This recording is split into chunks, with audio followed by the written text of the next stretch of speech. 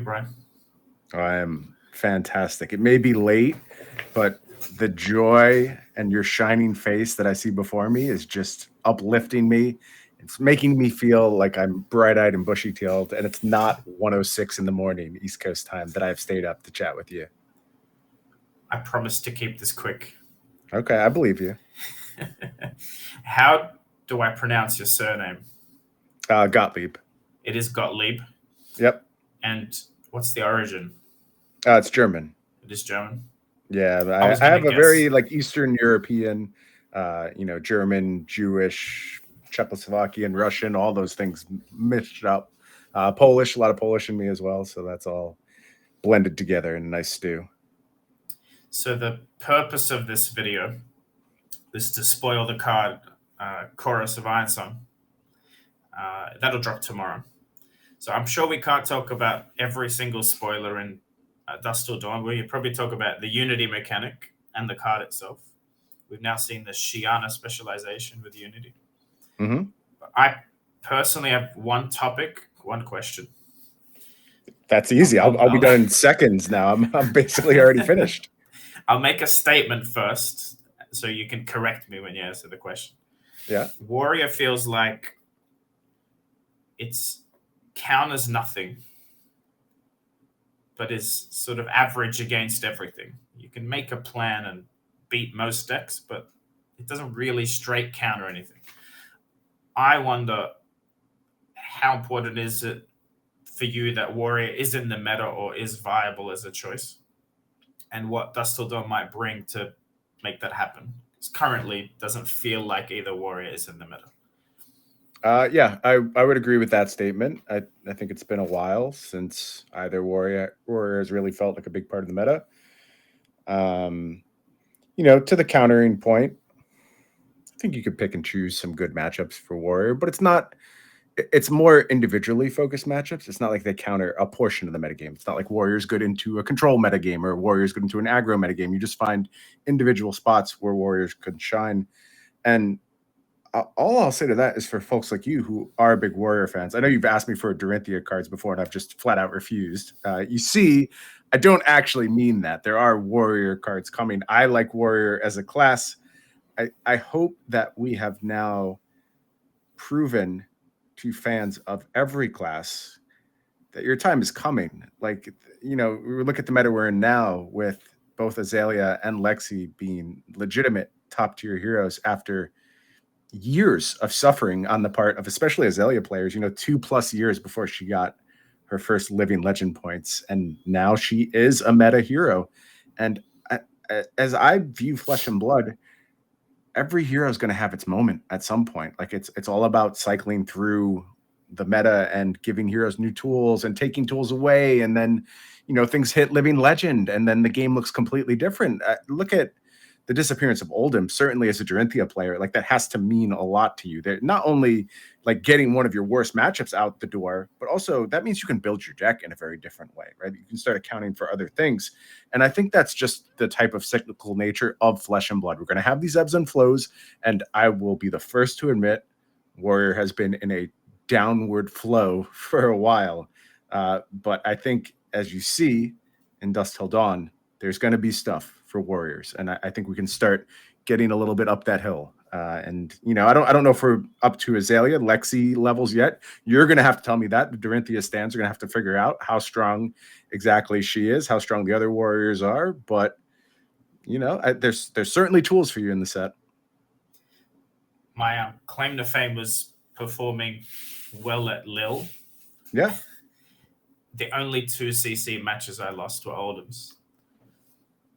And you can build a sideboard that beats Oldham.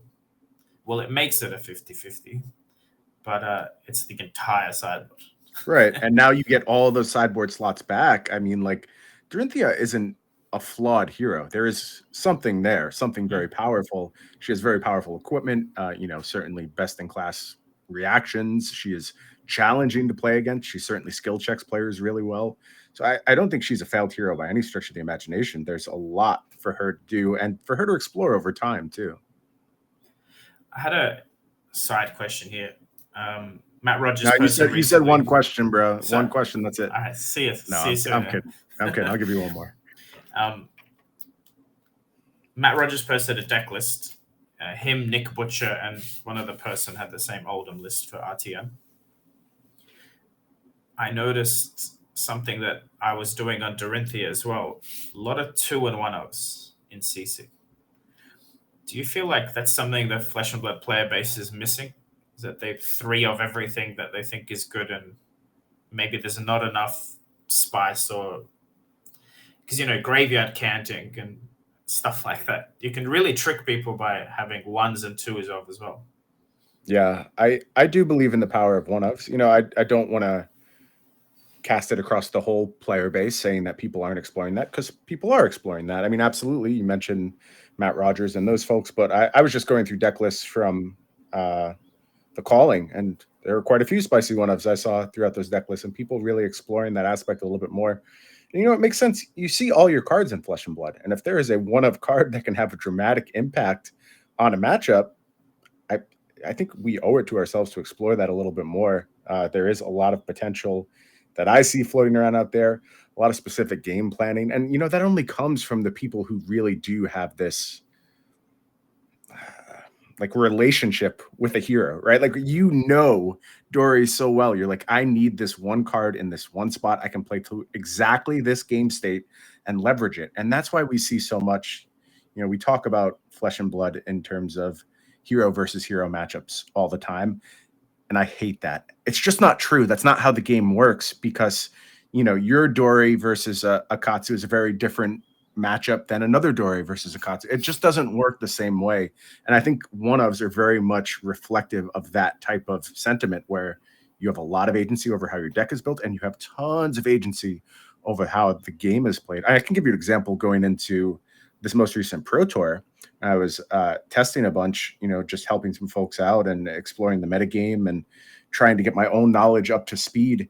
And I found Lexi to be very favored into Dromai with lists that I was playing.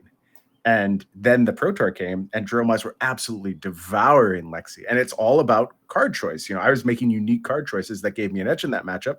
Other people built a different way. They played the matchup a different way, and things change very quickly. So I think it's good to keep an open mind in Flesh and Blood and be open to those possibilities that you can swing matchups, even when you're saying things like, oh, Dorinthia's underdog in this matchup. Maybe that's not so certain. There was a ProQuest season I didn't lose against Prism. Yeah, I believe it. Yeah, you had a plan, and that comes up. It really does. And I think of other matchups. Like, I remember the first time I played on the Dromai side versus Adori, and I'm like, what am I can't win this matchup. This is an absolute nightmare. Then I learned a little bit, and I'm like, oh, actually, this is probably in my favor. But the first time I sat down and played it, I didn't have that knowledge base to understand it. It just shows like there's so much to explore, so much to learn, and you can always refine things to an even greater degree. So one of the things I love about Flesh and Blood, for sure. Most people will click this video because of Dusk Till Dawn. Let's dive into what you're allowed to share about that. So we've got a card that prevents Dawnblade damage for the rest of the turn. The obvious meta choice for that is obviously the new Prism, or anyone using prevention or ward mechanics. Do you feel that's enough to bring the hero up?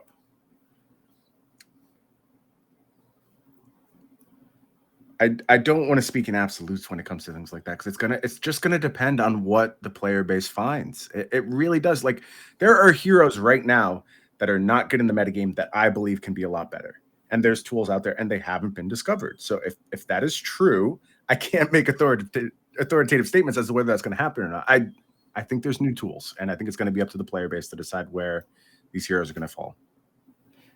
How impactful do you think Dusk Till Dawn will be on the meta? I think it is unlike any other supplemental set we've done before. It's doing a lot of different things. The structure is different. We know we're looking at 2 new heroes now coming in and filling for a very powerful card pool. Like, I think that's the thing you can't really lose sight of, is that you're picking up that Light Illusionist card pool. You're picking up the Shadow Runeblade card pool. Those are serious card pools. It seems like there's no chance that Dusk Till Dawn doesn't have a heavy impact on the meta. To say nothing of the fact that we know we're at least saying goodbye to Oldhim, which is huge in and of itself. Briar's in range as well. So those two heroes leaving could have ripple effects beyond that. I think there's so much to explore when we get to Dusk Till Dawn. Have you tested Living Legend format at all? I'm not going to answer that. We're always looking towards the future. That's all I'm going to say. Of course. I think Starvo is the B tier hero in that format. From what Maybe it might be. Have you played it yet? No, but I am very much a casual when it comes to Fab, which is why I stick to one deck. I know my cards. I can't pitch stack, but I at least by playing my deck, I know what's left in it and what's not because of the reps. If I tried to do that with another deck, it would take months to get that muscle memory, you know? But so somebody who plays in that fashion, what do you think about the Living Legend format? Are you excited to see it come to fruition? Like, how does it tickle your fancy? I want to watch it. Yeah. As a single store owner, I'm excited that maybe Coldfall Duskblades will have some value one day. But to play it, no, I'm happy sticking with whatever formats are supported by LSS. If Living Legend format becomes a calling format, then I'll play it. But I doubt it. I doubt that's where you guys are heading. Do you think it should be a calling format? No. I think you have the Eternal format, and then you have side events like Commoner and UPF can also be. But it'd be very cool to watch or do like an invitational where Michael Hamilton's an Icelander, like go through the LL list and do an invitational event. Yeah, the heroes that were most known for those. Yeah, that's cool. Especially with the card pool expanding, in a year or 5 years, what Icelander, the old Icelander, once she LLs, what she can do with new cards, get some pro players actually trying to break that format. Yeah, I think it's exciting. I mean, I think it offers something new, and I'm happy we have been patient with it, and we're letting the card pool build up. And so it will, when the time comes, hopefully feel very unique and very exciting and very novel. That's my main wish for when the Living Legend format comes. Shiana specialization. Looks amazing. Looks strong, right? Yeah. Not into Warrior. See, I immediately see that. I would love Shiana to try and hit me with that. Yeah. It's good for you. You get nothing. 2 for 2. Is Shiana actually like? So I'll go back. The first card I ever opened, first pack, was a Coldfall Shiana. It's really what got me into the game. Yeah. I thought this legendary hero must be eventually one of the strongest heroes in the game. But when you go to the website, I think it says UPF heroes somewhere in the text for Shiana. Is that actually a fact? Is Shiana, or let's talk about Shapeshifter, is that ever going to be a competitive class or a adult hero class to begin with? As far as adult hero, like it's certainly everything's on the table, right? If we've done it in Blitz, there's always potential we could go ahead and do it in the future. In CC, it could always be Shiana herself coming to CC at some point. Like all that is something we're always going to be open to. As far as like, is Shiana a real hero? I mean, what did I just say? Every hero gets their chance, right? And Shiana is one of those heroes that her card pool just gets larger and larger and more dangerous and more tricky and more unpredictable as time goes on. It's almost impossible for her to not be excellent at some point. I don't know when exactly that point is going to come, but at some point, Shiana is going to be a very, very real threat to win Blitz tournaments, I think. It was close before you banned Stubbies, I believe. There's like is it Force of Nature Stubbies build with Shiana that was pretty combo. And Shiana has some Living Legend points, right? I think she's won a couple skirmishes here and there, so it's not like she's been completely shut out thus far. Unpredictable, that's why. You don't really know what you're facing when you sit in front of Shiana. Absolutely not. Someone played Shiana in the Blitz portion of Worlds as well. So, I mean, Worlds tested hero. I believe there's some broken interactions just based on her copying the opponent hero. I think Viscera is one of them, where she's making rune chants more efficiently than Vis will, because everything in the deck becomes an illusionist, a rune blade card. There almost has to be something broken about her. Like it's just the nature of her ability. And like, would it shock me if like Shiana has cards that are just way too good and she speed runs to Living Legend when she hits a certain point, or even forces a ban of a certain card, or Shiana herself might prove problematic. There's just so much going on with that hero. I would be shocked if she doesn't do something someday. She has a weapon now. It's helpful. Helps a lot. Someone put up in our group chat a build with blood on her hands and high strike. I've seen it floating around. Yeah, that's crazy. Last couple of things. Dusk of Dawn. Don't tell me what you think is going to be the most supported or strongest, but what are you excited most for, whether it's new mechanic or something? What hero should people be really paying attention to? Yeah, I am just a Rune Blade stan. Like it's just in my heart. I love Viscera. I love playing Chain. I love playing Briar. Just something about the class really speaks to me.